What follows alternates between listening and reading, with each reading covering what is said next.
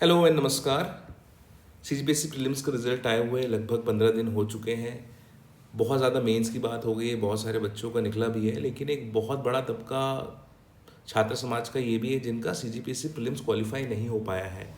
ऐसे टाइम पे क्या इमोशंस होते हैं लोगों के, एंड अपने भावनाओं से निकल के एक रणनीतिक तौर पे आपको क्या अप्रोच रखनी चाहिए, जिस कारण आपका जो अगला प्रीलिम्स होने वाला है या 2026 का जो अटेम्प्ट होने वाला है उसमें आपको वो सब परेशानियां ना झेलनी पड़ी जो आपको इस बार झेलनी पड़ रही है। तो उसके बारे में हम लोग बात करेंगे।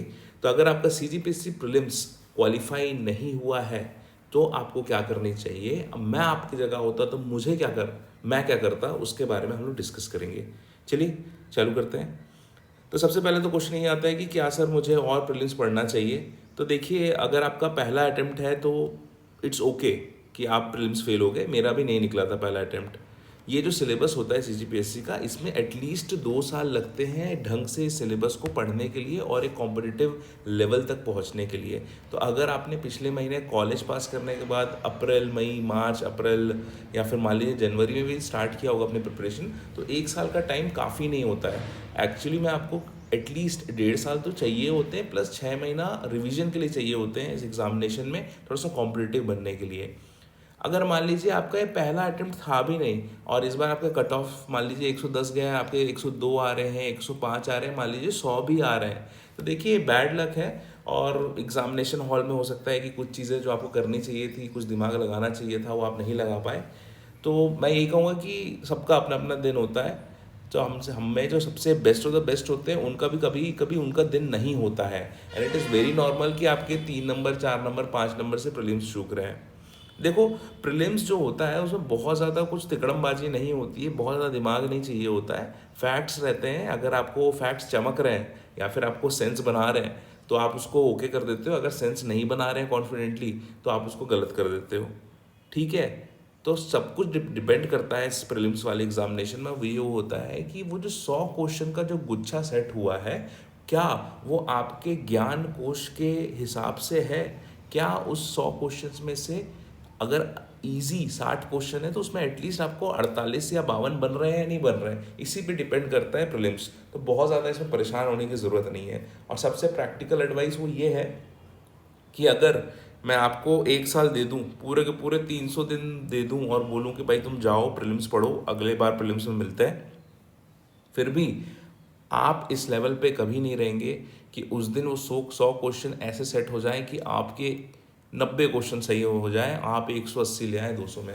ऐसा कोई भी व्यक्ति नहीं है जो लगातार प्रीलिम्स पढ़ेगा तो वो 200 में 200 ले आएगा या इनफैक्ट 150 ले आएगा 200 में। एवरीथिंग डिपेंड्स कि भाई वो 100 क्वेश्चन का जो सेट है, क्वेश्चन नंबर 1 से लेके 100 तक, उनमें से जो इजी क्वेश्चंस है वो कितने आपके पाले में पड़ गए हैं, कितने आपके फेवर में आ गए हैं। इसके अलावा बहुत ज़्यादा इसमें दिमाग लगाने की ज़रूरत नहीं है। तो देखिए, तो मैं क्या करूं सर, मैं क्या करूं। अब प्रीलिम्स मेरा क्वालिफाई नहीं हुआ है तो कुछ ना कुछ तो करना है अपने आप को इंगेज रखने के लिए। तो मेरी जो एडवाइस है 100% प्रैक्टिकल एडवाइस जो मैंने खुद फॉलो करी है, जो मैं आने वाले आपको स्लाइड्स में बताऊंगा कि मेरी क्या स्टोरी रही। तो इसमें अगर आपका प्रीलिम्स फेल हो रहा है तो आपको क्या करना चाहिए। तो अगर मैं आपकी जगह होता तो मैं निम्नानुसार जो रणनीति है वो तैयार करता। पहला तो ये कि अगर मेरा पहला प्रीलिम्स है, पिछले 6-8 महीने से मैं प्रीलिम्स के फैक्ट्स रट रहा था, क्लासेस जा रहा था, तो मैं सीधा सीधा क्या करूँगा, मेंस की क्लास ज्वाइन कर लूँगा। क्योंकि अगर आपको मेंस डेडिकेटेडली पढ़ना है छत्तीसगढ़ में तो यही एक फ़ेज़ है। फरवरी से लेके जून के बीच में ही सारे कोचिंग मेंस की क्लासेस चलाते हैं। इसके बाद वो वनडे एग्जामिनेशन या फिर ऐसा कह सकते हैं कि बहुत ज़्यादा लुभावने जो पोस्ट या वैकेंसीज आते हैं उस पर अपना पूरा फोकस करते हैं। तो कोई आपको डेडिकेटेडली मेंस नहीं पढ़ाएगा। अभी के 3-4 महीने ही अगर आपको मेंस की तैयारी करना है तो आप कर लीजिए। मैं अपने नोट्स रेडी कर लेता अगस्त तक, क्योंकि जून में है आपका मेंस एग्जामिनेशन। तो बहुत सारे कोचिंग वाले जैसे तैसे करके कुछ ना कुछ तो लिखाएंगे ना हर सब्जेक्ट में, हर टॉपिक में एटलीस्ट 5 लाइन या 8 लाइन लगाए लिखाएं, लेकिन वो तो कुछ ना कुछ तो कवर करवाएंगे ना। तो आप अगस्त तक अपने नोट्स कवर कर लीजिए और अगस्त से लेकर दिसंबर तक उसको रट लीजिए। और अगर आपको लगता है इसमें कुछ वैल्यू ऐड करना चाहिए तो आप वो ऐड कर सकते हैं। तो इसमें मेरी आपको एक प्रैक्टिकल सजेशन ये है कि जब भी आप नोट्स बनाएं मेंस की क्लासेस में, तो एटलीस्ट हर टॉपिक के बाद या फिर हर पन्ने में नीचे का जो 20% स्पेस है उसको छोड़ दीजिए। हो सकता है कि आपको आने वाले दिनों में उस पेजेस में लिखने के लिए कंटेंट मिल जाए, कुछ बहुत अच्छा कंटेंट मिल जाए, तो वहाँ पे एडजस्ट करने की स्पेस रहती है। तो आपके सारे नोट्स, सारे फैक्ट्स उस टॉपिक से रिलेटेड एक ही जगह रहते हैं। उसके बाद मान लीजिए अगर मेरा पहला प्रीलिम्स नहीं है और मैंने पहले पिछले साल मेंस दे के रखा है, तो मैं स्ट्रेट अवे मेंस की टेस्ट सीरीज ज्वाइन कर लूँगा। और मेरा मेंस है या नहीं इससे कोई फ़र्क नहीं पड़ता है, मैं अपने आंसर्स लिखूँगा, अपना टाइम मैनेजमेंट सुधारूँगा, अपना आंसर का प्रेजेंटेशन सुधारूंगा, और जितने भी इनोवेटिव चीज़ें हो रही हैं जो बाकी बच्चे कर रहे हैं उनको कहीं ना कहीं कॉपी पेस्ट करके अपने भी आंसर राइटिंग में लेके आऊँगा। देखिए, एवरीथिंग इज अबाउट फ्लो। एक बार अगर आपको लगता है कि यार मेरा तो प्रीलिम्स नहीं हुआ, अब अगले साल ही देखेंगे, प्रीलिम्स जब क्वालिफाई होगा तब मेंस देखेंगे, तब तक आप बहुत ज़्यादा देर कर चुके होगे। और अभी जब तक नई वैकेंसी नहीं आएगी तब तक 6 महीने आप पढ़ोगे भी नहीं। तो उसके बीच का करंट अफेयर हो गया, माइंडसेट हो गया, दूसरी प्रायोरिटी हो गई, दिमाग इधर उधर जाने लगा, तो वैसे ही आप कंपटीशन से बाहर हो जाएंगे। तो एवरीथिंग इज अबाउट फ्लो। आपको खुद को बांधना पड़ेगा। अगर आप नए नए हैं, कभी मेंस की प्रिपरेशन नहीं करी है, तो मेंस के क्लासेस के थ्रू खुद को बांधिए। और अगर आपने मेंस दे चुके हैं या फिर मेंस प्रिपेयर्ड है और किसी कारण से दुर्भाग्यवश आपका प्रीलिम्स क्वालिफाई नहीं हुआ है, तो अपने आप को टेस्ट सीरीज के माध्यम से आपको बांध कर रखना है। इसका बेनिफिट क्या है अप्रोच का? तो सिंपल है जी, कि देखो mains is the mother of all examination. अगर आपके मेंस के फैक्ट्स क्लियर हैं तो आप ज़्यादा से ज़्यादा क्वेश्चन अटेम्प्ट कर पाओगे प्रीलिम्स में। जो मेंस का सिलेबस होता है वो ऑलमोस्ट डबल होता है प्रीलिम्स का। तो डेफिनेटली अगर कोई प्रीलिम्स का क्वेश्चन आया है उसमें 2 या 3 फैक्ट हैं, तो उस 2-3 फैक्ट की वैधता को चेक करने के लिए, वो कितना करेक्ट है या नहीं चेक करने के लिए आपके पास एक ज़्यादा बड़ा नॉलेज बेस होता है ना। अगर आप किसी टॉपिक के बारे में 5 लाइन पढ़ के जाएंगे तो उनको 5 पॉइंट्स पे आप उसको चेक कर सकते हैं। लेकिन अगर उसी टॉपिक के बारे में आप 5 पेज पढ़ के जाएंगे तो आपके पास लगभग 100 से 200 फैक्ट्स रहेंगे उसको चेक करने के लिए। यही होता है प्रीलिम्स में भी। अगर आपका मेंस क्लियर है तो आप थोड़ा सा क्वेश्चन को ज़्यादा अच्छे से ग्रिप करते हो, ज़्यादा अच्छे से टेस्ट कर पाते हो कि ये सही लग रहा है कि गलत लग रहा है। तो ये आपको प्रीलिम्स में भी क्वालिफाई करता है। देखो, प्रीलिम्स क्वालिफाइंग है, अगर आप 200 में 200 लाते हो तब भी कोई मतलब नहीं है, आप भी लिखोगे मेंस, और जो कट ऑफ से आधा नंबर ज़्यादा लाया है वो भी लिखेगा। मेंस जो होता है मेरिट बेस्ड होता है भाई। अगर आपके आधे नंबर भी कम है तो हो सकता है आपके रैंक 2 से 3 पोस्ट नीचे चले जाए, हो सकता है आपका क्लास 2 और क्लास 3 हो जाए, हो सकता है आपका इंटरव्यू कॉल आए ना। तो मेंस आपको ऑटोमेटिकली ये क्षमता देता है कि आप वनडे एग्जामिनेशन अटेम्प्ट कर सकते हो, क्योंकि लैंग्वेज, मैथ्स और करंट अफेयर मेंस का बहुत बड़ा पार्ट है। और ऐसे भी आप लिखते हो, तो कोई व्यक्ति जो आज ऐसे लिख रहा है और कोई व्यक्ति जो पिछले 1.5 साल से ऐसे लिख रहा है, दोनों के ऐसे अप्रोच करने में भी डिफरेंस होता है। और आप मेंस का आप अपना आंसर कॉपी उठा लीजिए या फिर जो स्कोर होता है, फाइनल मेरिट लिस्ट होती है, वो उठा लीजिए। आपको लगेगा कि पेपर 1 और 2 में ही बहुत ज़्यादा डिफरेंस क्रिएट करते हैं टॉपर्स हमेशा। तो अगर आपका लैंग्वेज और एसे क्लियर नहीं है और आपको लगता है कि अगली बार जब प्रीलिम्स क्लियर होगा तो उस 2-3 महीने में मैं कर लूँगा, तो वो नहीं हो पाता है, क्योंकि उस टाइम में आपको टेस्ट सीरीज लगाने हैं, जीएस रटना है, टाइम कम है, नोट्स इंप्रूव करने हैं, तो आप कहाँ से मेंस और लैंग्वेज को देखोगे। एंड यही होता है कि एसे और लैंग्वेज को लोग इग्नोर करते हैं, एंड लास्ट में जो 30-40 नंबर का गैप आता है उसको आप जीएस से कवर ही नहीं कर सकते हो। तो यही एक टाइम है कि आप बिल्कुल फ्री माइंड के साथ अपना लैंग्वेज और मैथ्स और कंप्यूटर इंप्रूव कर सकते हो।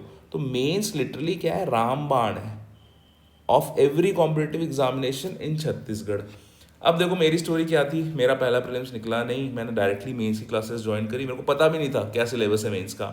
मेरा फाउंडेशन हमेशा से मेंस रहा। मेरे जो नोट्स थे वो मेंस के ही नोट्स थे, और उसमें कुछ जगह मैंने छोड़ के रखी थी, तो उसमें प्रीलिम्स के फैक्ट आ जाते थे, जिसको मैंने इंप्रूव किया ओवर द ईयर्स।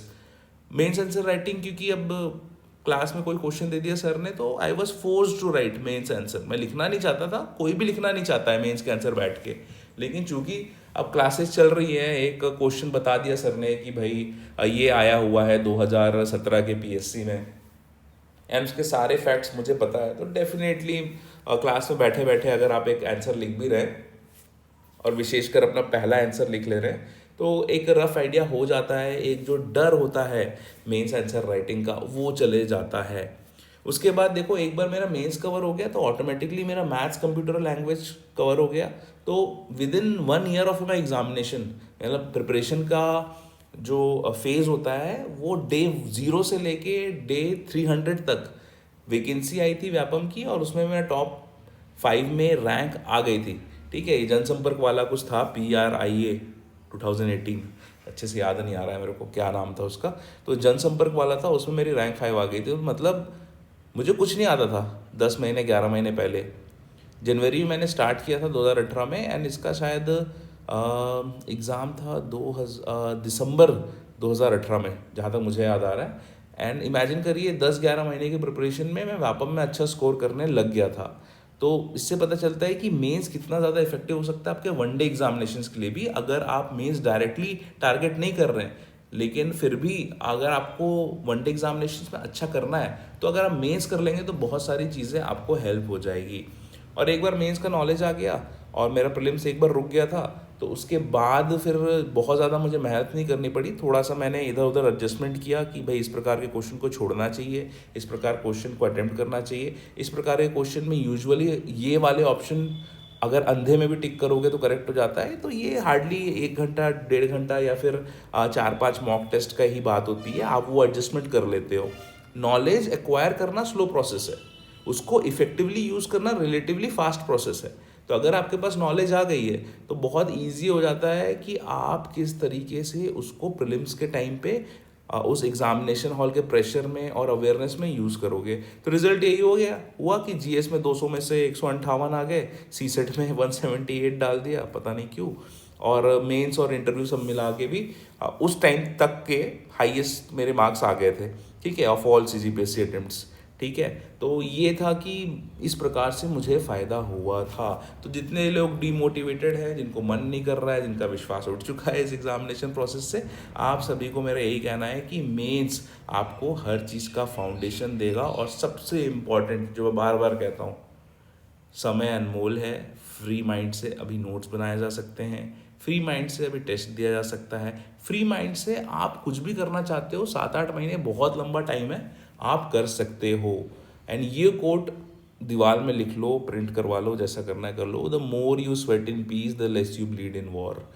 अभी तब जाओगे ना, अभी आपका एग्जामिनेशन क्लियर नहीं हुआ है, जैसे मेरा क्लियर नहीं हुआ था, लेकिन फिर भी मैंने बहुत मेहनत करी, नोट्स कंप्लीट करे, मेंस के एग्जामिनेशंस दिए, सारे नोट्स रट लिए। एंड फ़ायदा क्या हुआ कि आने वाले 2-3 साल तक जितने भी एग्जामिनेशन हुए वो निकले। एंड जो मेरा प्राइमरी गोल था में CGPSC स्टेट सर्विस एग्जामिनेशन निकालने का, वो भी बहुत बेहतरीन तरीके से कंप्लीट हुआ। तो यही रीज़न है कि आप जितना ज़्यादा फ्री टाइम पे मेहनत कर लोगे, उतना ही आसान आपके लिए क्रूशियल टाइम पे उस चीज़ को एग्जीक्यूट करना होगा। तो ये कोट है, इसको फ़ोन का वॉलपेपर लगा लो, डेस्कटॉप का लगा लो, प्रिंट करके रख लो, या फिर अपने हाथ से लिख के कागज़ में दीवार में चिपका लो, जहाँ भी आप पढ़ते हो। The more you sweat in peace the less you bleed in war. ठीक है, तो बिल्कुल भी कमज़ोर नहीं पड़ना है, ये फ्री टाइम है, आपको कोई प्रेशराइज नहीं कर रहा है, आप बिल्कुल फ्री मन से प्रिपरेशन कर सकते हो। एंड मैं ये भी बता दूं कि जो फ्री मन से प्रिपरेशन कर रहा है उसका प्रिपरेशन ज़्यादा जल्दी हो जाएगा, ज़्यादा अच्छे क्वालिटी के साथ हो जाएगा, क्योंकि जिनका मेंस लिखना है एक्चुअली जून्स में, वो अभी हड़बड़ा रहे होंगे, बहुत ज़्यादा परेशान हो रहे होंगे, नोट्स प्रिपेयर नहीं है, ये रटना है, वो रटना है, टेस्ट सीरीज भी जाना है, समझ में नहीं आ रहा है, तो वो ऐसे ही हड़बड़ाए हुए रहेंगे। और जो टूटे फूटे ये नोट्स बनाएंगे उसी को आने वाले 2 साल तक यूज़ करेंगे, तब तक आपके बहुत ही अच्छे नोट्स प्रिपेयर हो जाएंगे, बहुत अच्छे से आप उसको रट लेंगे। बहुत फ्री टाइम से आपके दिमाग को समय भी मिलेगा उस चीज़ को सेटल करने के लिए, क्योंकि कोई भी अर्जेंसी नहीं है आपको कि मेरे को जून में मेंस लिखना है। अगर आप जुलाई, अगस्त, सितंबर, अक्टूबर, नवंबर तक भी आप प्रिपेयर करोगे तो हो जाएगा बहुत आराम से। तो आपको ये सोचना है कि भले ही आप इस बार पिछड़ गए हों, लेकिन आप अगले साल के लिए बहुत ही ज़्यादा ह्यूज एडवांटेज के साथ आ रहे हैं। मेरी कंडीशन में मान लीजिए कि मैंने पहला प्रीलिम्स मेरा नहीं हुआ, दूसरा प्रीलिम्स मेरा क्वालिफाई हुआ, मैंने पहला मेंस दिया था अपना, पहला मेंस, ऐसा भी नहीं मैंने पहले मेंस दे के रखा है, मैंने पहला मेंस दिया था और उसी में रिजल्ट आ गया, और बहुत सिग्निफिकेंटली अच्छा रिजल्ट आया। वो इसलिए आया क्योंकि जब मेरा प्रीलिम्स क्वालिफाई नहीं हुआ था तब मैंने बहुत ज़्यादा मेहनत करी थी। एंड वही रीज़न हुआ कि भले ही मेरा पहला मेंस था, लेकिन मैं रिलेटिवली शायद ज़्यादा प्रिपेयर था बाकी लोगों से उस क्वेश्चंस को डील करने के लिए, क्योंकि मैंने बड़े आराम से उसको समय दिया था और एक एक चीज़ एनालाइज करी थी और उसको तोड़ा था एक एक पार्ट्स को। एंड कहीं ना कहीं उसी फेस का जो स्ट्रैटेजी है, मेरी अवेयरनेस है, मेरी अंडरस्टैंडिंग है एग्जामिनेशन की, वही मैं आप लोग को फॉरवर्ड कर रहा हूँ। तो ये चीज़ सिलेक्शन के बाद नहीं आई है। ये जो भी चीज़ मैं आपको पढ़ा रहा हूँ, जो क्लैरिटी हो गई, जो स्ट्रैटेजी हो गई, इसको ऐसे कर लो, उसको वैसे कर लो, ये उस टाइम की देन है जब मेरा प्रीलिम्स क्वालिफाई नहीं हुआ था। तो अगर आपका प्रीलिम्स क्वालिफाई नहीं हुआ है, भरोसा रखिए मुझ पर, ये सबसे बेहतरीन टाइम है आपके लिए अच्छा करने का। तो बिल्कुल लग जाइए, खूब मेहनत करिए और अगले 7-8 महीने में बिल्कुल 100% तैयारी के साथ बाहर निकलिए। फिर प्रीलिम्स का फॉर्म डाल देंगे उसके बाद। ठीक है, आई होप वीडियो बहुत यूज़फुल था। ऐसे बहुत सारे लोग हैं जो डिसअपॉइंटेड, डिमोटिवेटेड चल रहे होंगे, बट आई रियली थिंक कि ये सबसे बेस्ट अपॉर्चुनिटी है इस एग्जामिनेशन को क्रैक करने के लिए। तो उसको वरदान मानिए और जितना अच्छा कर सकते हैं वो करिए। ठीक है, चलिए मिलते हैं नेक्स्ट वीडियो में। ऑल द बेस्ट, जय हिंद।